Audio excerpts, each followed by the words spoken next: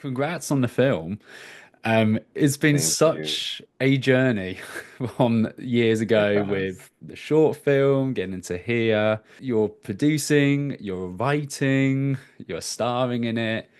Was taking on those different roles, did that feel like a natural progression from the short film into the feature, or did you feel like you had to kind of step up into particularly like producing side of things? It definitely did feel natural to me. I co-directed the short as a student in film school, and when you're a student in film school, you're also pretty much the producer in your film as well. And I had aspirations to also direct the feature as well. Um, but then sort of the reality of filmmaking hit me, and I just also was very aware that so much of my performance was going to be the make or break part of the film. And I just really wanted to give myself the space and time to fully develop the character and to step into it. And so I made the decision early on to not direct. Um, but was very involved in the producing process from pre-production to, I mean, we're still cutting trailers and I my voice is being heard. And so it's been cool to I mean, as a writer, I mean, it's just you dream of writing a short and then your feature getting made. But there's something about like being a bona fide producer on this and kind of realizing myself, my capacity to be able to like make a movie and get the people involved in it, and it's just kind of amazing. I never knew that I had it in me, and now I'm really intrigued by producing things that I don't do, and yeah, just fully developing this as another aspect of my career producing. With that producing side as well, because obviously there's the authority with that role. And actually, one of the main questions I really wanted to dive into was there any pressure, whether that was from yourself as a producer or others on the project, with telling an intersex story that is already something that we just don't see? And something I really want to go into as well about Ponyboi, the character. You know, we're seeing an intersex character that isn't exactly a saint. It's not this straightforward positive light. It's a very human experience. But was there any pushback with yourself of having that kind of dynamic with the character, or other people saying, "Oh, maybe let's try and make this whole thing a little bit more positive"? Was there kind of a Right. push and pull from that kind of producing aspect? I will generally say that from the character on the page, everyone was always kind of in support of this idea of Ponyboy as this anti-hero, and also being conscious that as queer filmmakers or just queer films in general, we're sort of moving away from these narratives of, yeah, queer people as saints or trans people as martyrs, or these kind of coming out stories and transition stories that were so integral to queer cinema the last few decades. And now I just think like consciousness is moving in such a way where we want to see queer representation in so many different facets of life, and part of that is people who maybe are a little unlikable, or maybe are up to no good, or maybe just, yeah, uh, in a complicated relationship between who they presently are and what they wish to be. And I always, the producing team and my my representatives, they always felt like that story was worthy of being told, and were always very supportive of wanting to tell, the story of a character who really, yeah, I mean, it's something that I really get often is just like from people who see the movie, they're like, and you were sleeping with your best friend's man. And I'm like, yeah, I mean, like the reality is, I think when something is rooted in when a character flaw is rooted um in hurt um and in survival and in navigating one's life in a way that doesn't leave room, I guess, um for other people because you've never been prioritized, it creates a character where you can understand those things and be forgiving and at the same time have a bit of an aversion. But I think the story becomes one of redemption that that that makes people ultimately fall in love with Ponyboi. I saw Ponyboi at Sundance when it premiered there. Oh, wow. So At watched. Sundance? No, so I've Oh, right. unless Okay, okay, unless someone's okay. paying for my flights, then sure. But no, covered it online and saw Ponyboi there and Uh-huh. really enjoyed it. They're talking about Sundance. I mean, how was that experience premiering the film there? Crazy, wild. Yeah, it's been a year and a week, a year and 2 weeks since our premiere. And I mean, talk about like this incredible life-changing moment. And I write about this actually. I have a piece coming out in Wonderland, where I was asked to write a letter to my younger self. And I I write about how it's amazing and at the same time it's a temporary moment. And I think for a person who went to film school and went to acting school, like did like all the steps, made the short film, then premiered at Sundance, it was like I reached Mount Everest. And then after that was like, okay, where do I go from here? Or like, what does this mean? I had a bit of an existential crisis after, because I thought life would then like hand me a golden ticket to see Willy Wonka and be like, you did it. But it was like, okay, great. Now make another movie. And I was like, oh, right. This is like a career. This isn't like some fantasy world where, you know, once you reach like the Emerald City, like suddenly the gates. But I mean, that's a great example too. It's just like the things that we think will complete us are actually just like beautiful moments along the way of a never-ending journey that nothing ever really does get complete. But I think for me, it was kind of this huge moment where I realized that I had it in me the whole time and like I didn't need, the validation of Sundance to actually make myself feel like a real actor or a real I think I was hinging so much of my self-worth on this like one moment, and then when it was over it was really like rattling. But over the last year, like making sense of everything that happened, it's just been this beautiful, like, I don't know, I'm just so grateful for it, and now just so much more appreciative for get to the mountain. And I'm like now working on my second feature and just so excited to like reach the mountain again and then just like keep like climbing. And yeah, it sounds corny, but it's like, yeah, I didn't expect that like huge like life lesson about yeah, the sort of impermanence of everything. And um you know, just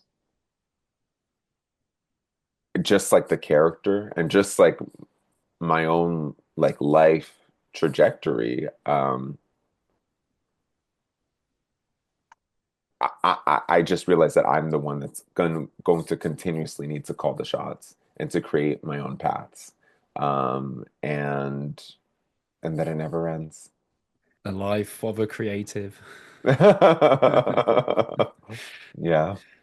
Was that a Yep. little bit of a nervous laugh in there as well? Of the because there are those Yeah. ups and downs. It's Yeah. like I say, it's the journey, isn't it? Not the Yeah. Yeah. destination. Yeah. But Yeah. Yeah. And it's beautiful because I mean, to be able to now have that um like cachet to be to then make a second film after having gone to Sundance. It's empowering to be like, oh, like this next film, like if I convinced all those people to be my movie and I didn't go to Sundance, like now I could convince so many more people to be in my movie now that it has been in Sundance. And um I'm just kind of, yeah, reminding myself that it was a huge accomplishment, and one that I seek to continue to create for myself over and over again. does it feel a bit strange where you're already working on your next feature, yet there's still like Ponyboi still being introduced to so many audiences? I mean, you've got BFI Flare next now with it, and it's taken on this new lease of life. What's it like kind of balancing and kind of stepping into both worlds there? It's funny because I've been working on this feature since the year before Ponyboy came out. Um, and it was my intention for it to be already written by now. And the life of a creative, and I don't even mean that facetiously, and I also mean it facetiously, but it's just the writing kind of, you work at it and it also happens to you, and it's like you put in the hours, but it's also like on one random day you're sitting in front of an old woman and she says something amazing, you're like, that's it. And but it's about being available to be inspired.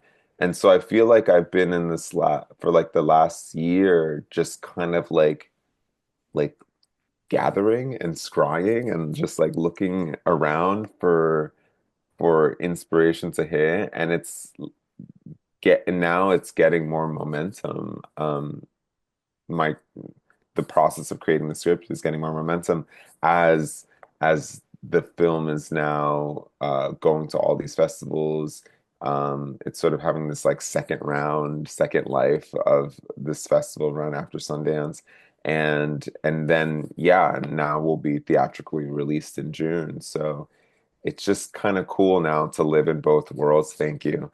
But I'm excited for the world to have Ponyboy because I feel like that's just like the last step of it is when it's just audiences can have it. But it definitely feels like I'm in between worlds right now of like saying my last goodbyes to Ponyboy, even though it'll never really leave, and also becoming more accustomed to this groove and this information that this like new being, which is my next movie, that is just sort of, it's like a baby that's sort of growing in me, gestating, I guess. And uh it's exciting. Going back to the film Ponyboi, I mean, one thing that I was really impressed with is just how you balance so many different genres. What was the process with that? Was that very much kind of locked in the script stage? Or was it something I was kind of figured out on set? Because I'm laughing one minute, I'm kind of hiding behind my shirt or pillow the next. We've got crime thriller, we've got comedy, there's all sorts going on, but you managed to, have that through line with it all. So how on earth did you balance all of that? It's really interesting talking about the film a year later because I'm crazy. I've read all the reviews. Like I know what people think of the movie. So and also like I'm a person that's like constantly trying to improve and constantly trying to, trying to master the art of screenwriting. And um and yeah, I think the degrees to which the film is successful at bending genre, I think part of that came from this desire to, I don't know, I just wanted to be very unapologetic, very bold. I, I was very aware that if a film was going to be about a person being intersex, that I needed to have a hook to get audiences to have an enjoyable time and to want to watch the movie. Um, so so there was, yeah, I guess for me, I was operating on certain thriller devices and crime devices, um, strategically to get people to kind of, want to see the movie, to want to see the movie. But also, I'm just a believer that the type of filmmaker that I am and that I aspire to be is making movies that people want to see twice. And I think that's the marker of a good movie. Um, there are so many movies that are beautiful, but I'm like, I do not need to see that movie again. Um, and for me to see a movie twice means that um, it understood the message and the assignment of the sort of philosophical question that it was trying to answer, or just question, propose, and at the same time remembered that on some level, film is an entertainment form, an entertainment art, and that it entertains. So I think that was just at the top of my mind as I was writing the script was, yeah, how to entertain, how to make the audience have like a fun time at the movies. And now I think looking back on it, I'm like, oh, I could, I could, I think whenever a writer sets out to use strategy, sometimes you can see the strategy. And I think people have pointed that out.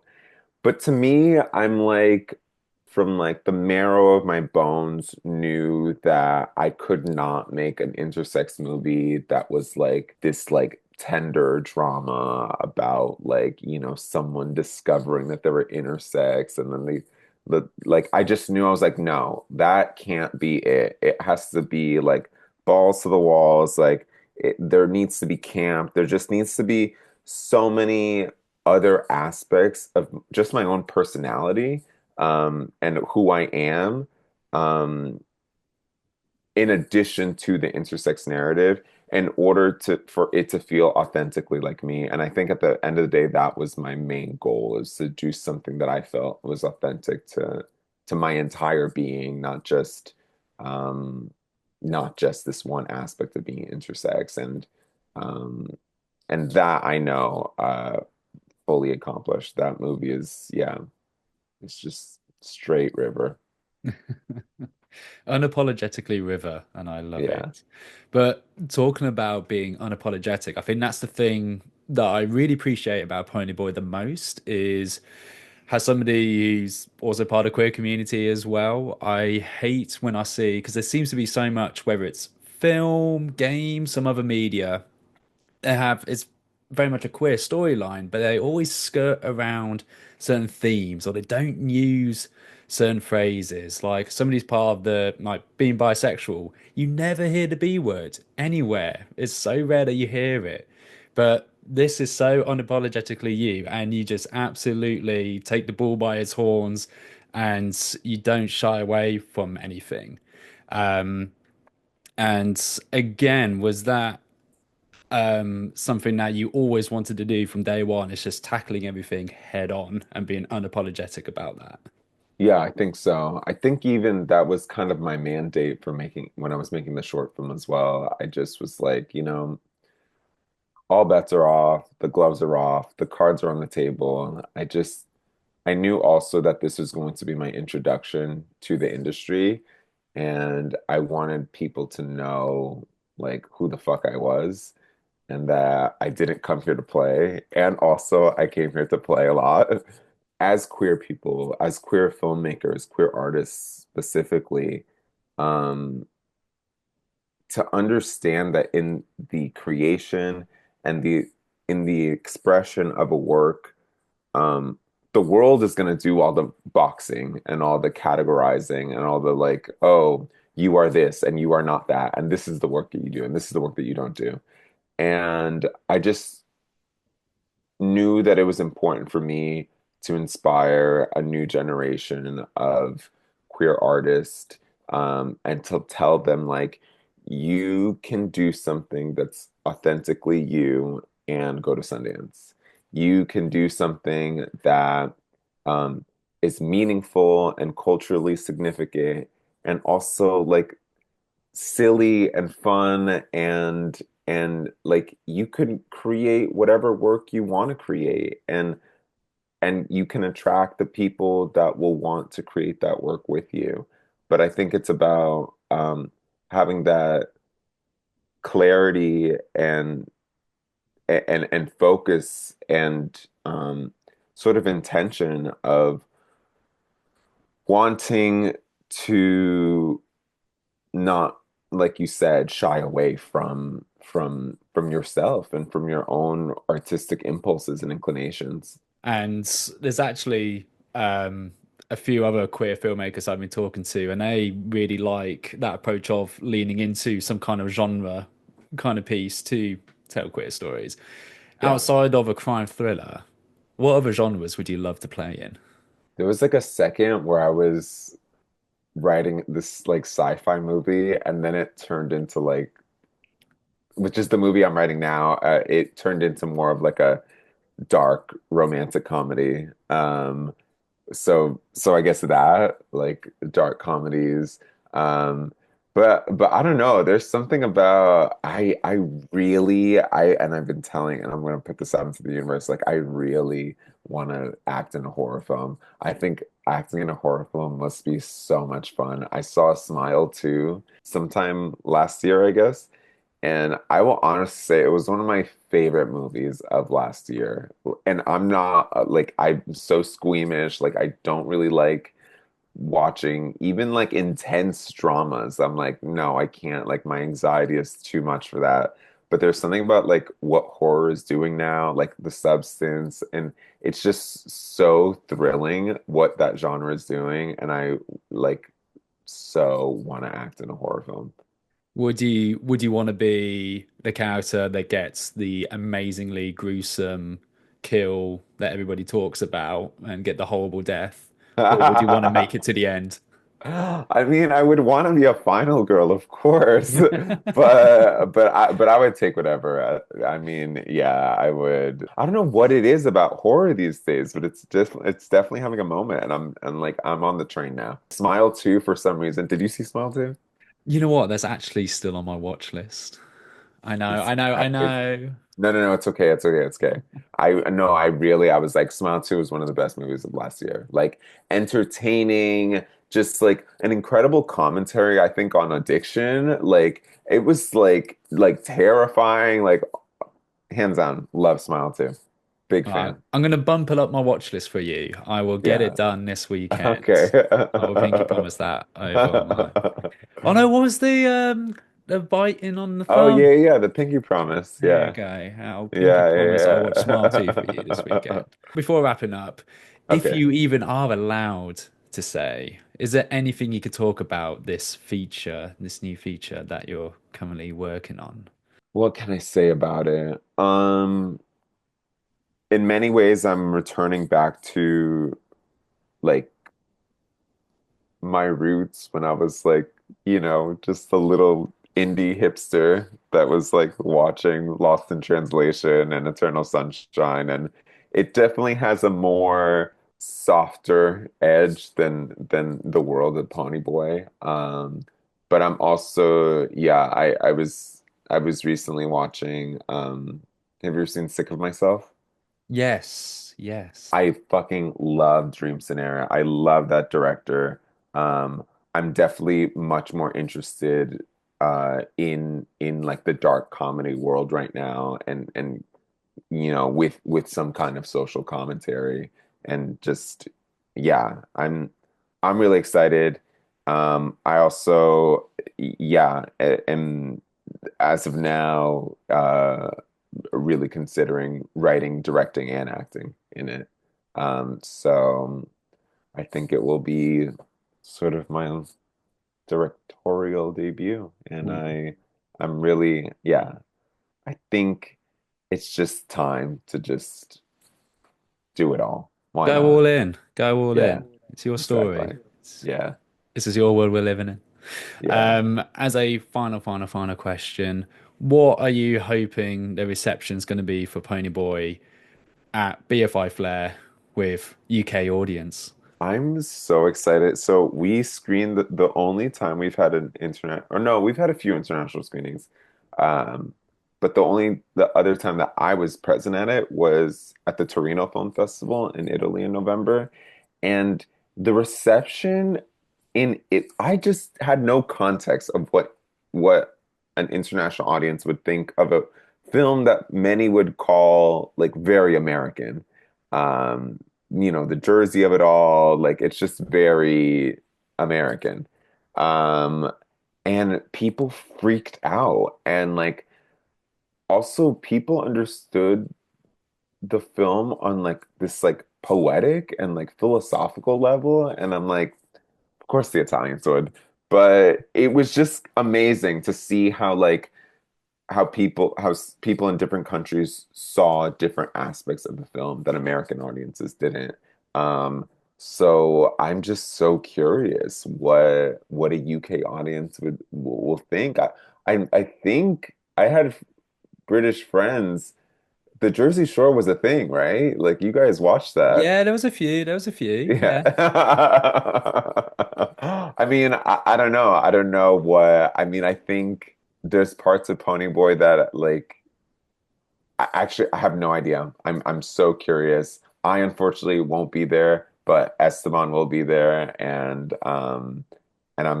I'm thrilled to see um what speaks to or UK audience as opposed to American, and hope for the best. Yeah.